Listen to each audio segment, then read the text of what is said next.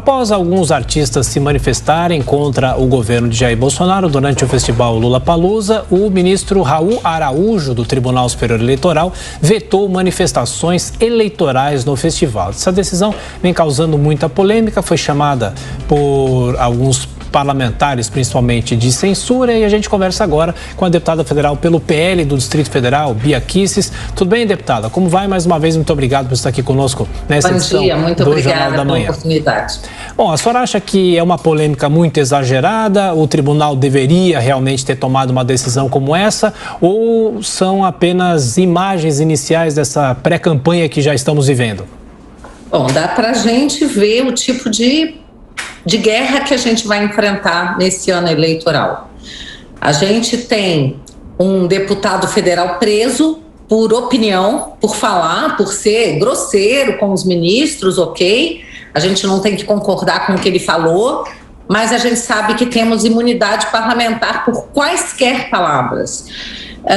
E, no entanto, nós temos aí cantores, artistas como a Anitta, que estão fazendo propaganda política contra o atual presidente Bolsonaro e até se dirigindo aos ministros do TSE e ao órgão, ao TSE, com palavrões, falando palavras obscenas.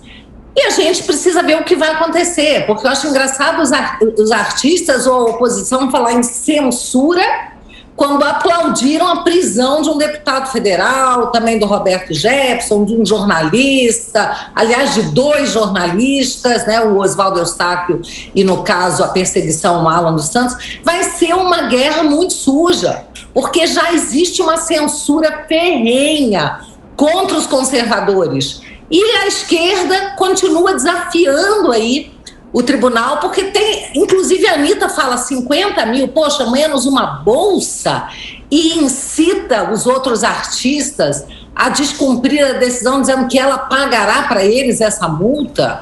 Assim, é um teatro absurdo que a gente está vivendo, né? Bom, na sequência, os nossos comentaristas, começam por você, Ricardo Salles. Bia, bom dia. De fato, esse cerco que você acabou de se referir está acontecendo. Ele acontece em decisões judiciais das mais diversas naturezas, acontece na censura em diversas plataformas, né, de redes sociais que nós estamos vendo. Ele acontece em diversos lugares. Você acha que isso, no final das contas, ainda assim tem algum condão de influenciar na eleição, ou a sociedade hoje já tem bastante bem formada a sua opinião acerca daquilo que funcionou e daquilo que não funcionou, do terror que foi o passado nos 22 anos de esquerda e da esperança do futuro daquilo que foi representado em 2018? Você acha efetivamente que isso tem o condão de mudar o curso das eleições? Salles, eu acho que assim, existe um perigo, porque a guerra fica muito desigual, e principalmente quando a gente não consegue chegar até o nosso eleitor, até o brasileiro que está espalhado por todo esse Brasil, porque a nossa voz vai sendo caçada. Mas eu tenho, assim, a gente vê que todas essas campanhas que eles fazem acaba se voltando contra eles. Assim, o tiro sai pela culatra. Basta ver essa campanha que eles estão fazendo para que os jovens tirem a carteira estudantil para tirarem o Bolsonaro.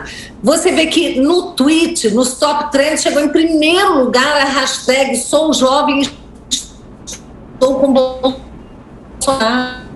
Então, assim, a gente vai vendo as armações sendo derrubadas, porque, graças a Deus, o povo os fatos gritam muito mais do que qualquer campanha.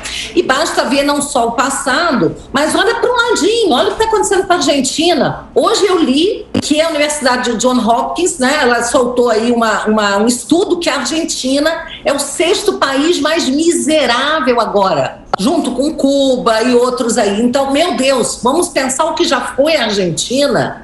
Buenos Aires era como que uma cidade europeia no Brasil. A Argentina é considerada um país quase que europeu. Tanto é que eles se consideram europeus, basta ver o que o presidente deles falou, né? Mas hoje está aí um país miserável. Então, olhar para o passado, ver o que já foi o Brasil, com a esquerda, o nível de roubalheira assim, impensável, de desvio de dinheiro do brasileiro suado, indo para fora, para construir obras monumentais fora do Brasil.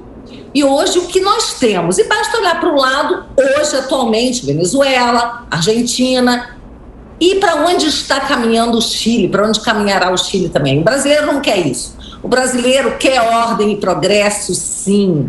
O brasileiro estava muito feliz quando foi realmente... a gente teve esse problema gigantesco dessa pandemia, né? E agora essa guerra, então inflação, aí querem jogar tudo no colo do presidente Bolsonaro como se não fosse um problema mundial. Mas graças a Deus nós temos um presidente que luta pela nossa liberdade. Isso é fundamental. Enquanto essa pandemia despertou aí, tirou do armário vários tiranos. Isso é uma das coisas que mais me assustam. Deputada, a pergunta agora da Amanda Klein. Bom dia, Amanda. Bom dia. Bom dia. Deputada, a senhora falou de fatos aí, de possíveis ou casos de corrupção, e hoje a gente tem noticiado, desde a semana passada, diariamente, possíveis notícias de malfeitos no Ministério da Educação, com duas figuras, pastor Gilmar e pastor Arilton, que não deveria estar lá porque não tem função pública, não tem nenhum cargo público, no entanto participaram de 2 dezenas de agendas públicas com o ministro da Educação. Hoje tem uma reportagem no Estadão revelando que há fotografias do ministro Milton Ribeiro e desses 2 pastores em bíblias distribuídos num evento na Prefeitura do Pará, que depois foi beneficiada com recursos do MEC, do Fundo Nacional de Desenvolvimento da Educação. E na semana passada o presidente Bolsonaro falou textualmente que dá a cara toda a tapa em favor do ministro Milton Ribeiro. Isso não pode ser muito tóxico para o presidente, para esse discurso anticorrupção? Quer dizer, se há qualquer suspeita de malfeito envolvendo um ministro do presidente, o melhor não seria afastá-lo do cargo?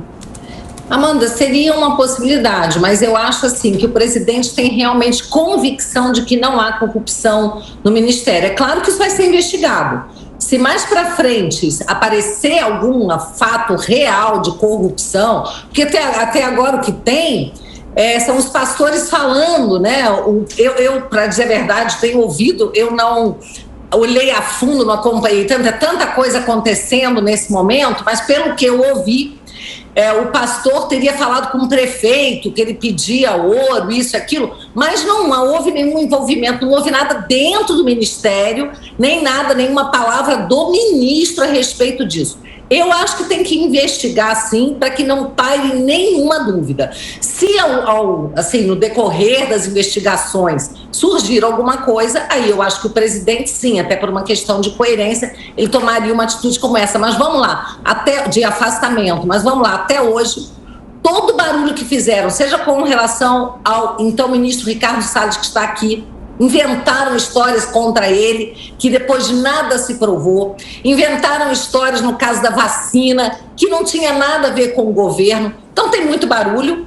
E o que a gente percebe é que as pessoas transformam isso em quase que fatos consumados, como se já fosse uma prova de corrupção. Não é. E até hoje o que surgiu, depois de investigado, deu em nada, 0, porque não tinha corrupção. Então o presidente está apostando nessa, ele falou que eu boto a cara no fogo, né? Ele falou, não é só a mão, a cara no fogo. Então ele está muito confiante que não há corrupção no MEC.